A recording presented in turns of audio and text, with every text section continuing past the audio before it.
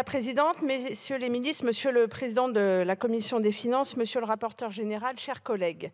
L'examen du PLF 2024 vient de se conclure brutalement hier avec le 16e 49.3 dégainé depuis le début de cette mandature par la Première ministre à la commande du président de la République. 16 49.3 et encore tant d'autres à venir, on pourrait en rire à force si ce n'était pas aussi dramatique pour notre démocratie. Les débats que nous avons eus sur le PLF 2024, essentiellement en commission, puisque vous ne pouvez techniquement pas les empêcher, ces débats ont mis en lumière les immenses besoins en dépenses publiques, notamment pour nos services publics. Et que nous propose aujourd'hui le gouvernement pour clore le budget 2023 ?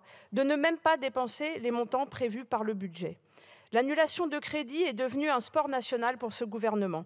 Après les dizaines de millions non dépensés par l'éducation nationale en 2021 et 2022, le gouvernement supprime cette année 70 millions d'euros pour l'aide à l'accès au logement, 105 millions d'euros destinés aux infrastructures et aux services de transport, 50 millions pour la transition écologique dans les territoires, 71 millions pour la justice et encore 10 millions pour les collèges et les lycées.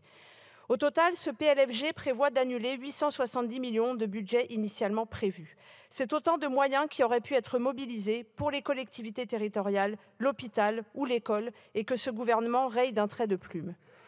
Quand on voit l'état de délabrement des services publics et l'accroissement de la précarité qui menace des millions de nos concitoyens, on ne peut pas raisonnablement dire que ces crédits sont superflus et qu'on peut les annuler sans dommage.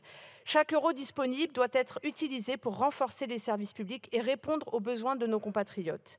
La sécurité sociale, elle, se fait carrément voler 2 milliards d'euros avec la captation des excédents de l'Unédic pour alimenter le budget général de l'État. Car c'est bien d'un vol dont il s'agit, car l'argent de la sécurité sociale appartient aux travailleuses et aux travailleurs qui ont cotisé. Il est scandaleux que le gouvernement puisse s'en servir à sa guise pour régler les problèmes de trésorerie qu'il a lui-même créés. Parce qu'avec la suppression de l'ISF, de la flat tax, la baisse de l'impôt sur les sociétés, la suppression programmée de la CVAE, on finit en effet par manquer de recettes. Vous appauvrissez l'État, puis vous demandez aux salariés de payer la note d'une politique néolibérale absurde et dépassée. C'est évidemment à cette politique que nous nous opposons. Il existe pourtant des domaines où ce gouvernement sait être généreux. La seule politique publique qui ne connaît pas la crise, c'est la mission remboursement et dégrèvement.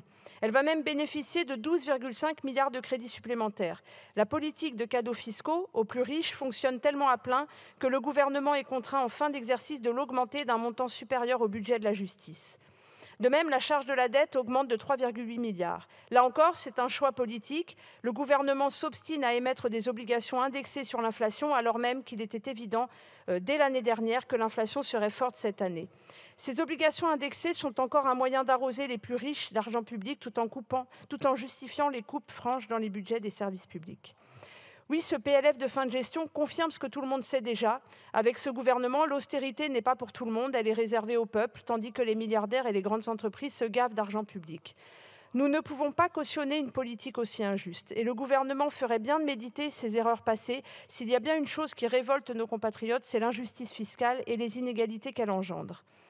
De plus, ce PLFG est symptomatique du déni de démocratie permanent qu'est le macronisme. Ce gouvernement méprise la représentation nationale depuis près d'1 an et demi en passant tous ses budgets en force. Nous vivons, je le disais en introduction, un deuxième automne rythmé d'interruption de nos débats par le recours à l'article 49.3 de la Constitution. Cela commence à virer à la mascarade. Selon cet article, le gouvernement engage sa responsabilité sur le budget. Mais quelle responsabilité ? La responsabilité du gouvernement, c'est celle qui décide de supprimer des crédits dans le PLFG. La responsabilité du gouvernement, c'est celle d'un pays qui s'enfonce dans la pauvreté et la précarité. La responsabilité du gouvernement, c'est celle qui démolit notre système de protection sociale pour payer ses erreurs de gestion. Mes chers collègues, voter pour ce PLFG, c'est valider cette politique et c'est valider aussi l'usage compulsif du 49.3 pour faire adopter le PLF 2023 et désormais le PLF 2024. A priori, nous voterons contre ce PLFG, mais nous réservons toutefois notre vote aussi en fonction des amendements qui seront adoptés aujourd'hui. Merci.